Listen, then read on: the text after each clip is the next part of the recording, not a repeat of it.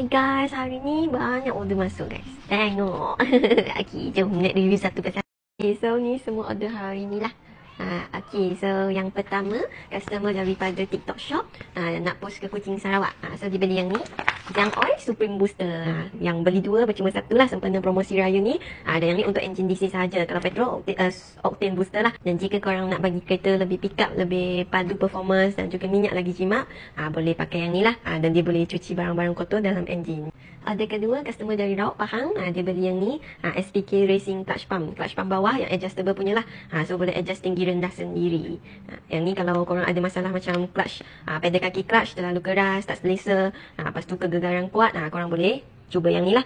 Dia boleh meringankan dan juga lembutkan pedal clutch kaki kita. Okay. Order ketiga, customer daripada Miri Sarawak, dia beli yang ni lah, BYP Racing Metal Cylinder Head Gasket. Yang 2mm material metal punya, untuk E22D Max Euro 4 lah. Dia 2.5 3.0, tapi ada Euro 1, Euro 2, Euro 3, Euro 4. So yang dia Euro 4 lah. Untuk gasket D-Max kena bagi kita model detail lah. Kalau boleh bagi gambar kereta, gambar enjin atau dah buka head untuk kita kena pastilah. Sebab yang D-Max dia memang complicated sikit.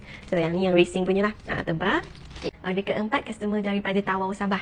Dia order yang ni, semi racing clutch kit untuk Hilux Vigo VNT dia lah. So VNT pakai 11 inci. Yang ni clutch lining lah. Material copper fiber punya tak ada rasa terlalu keras lah dan sesuai bagi penggunaan harian. Boleh support sampai 40 PSI ke bawah. Okay, 11 inci. Yang ni clutch cover lah. Yang original BRC punya warna merah. Okay. Customer ni dia beli sekali. Yang ni add-on lah. BRC Racing Clutch Release Bearing.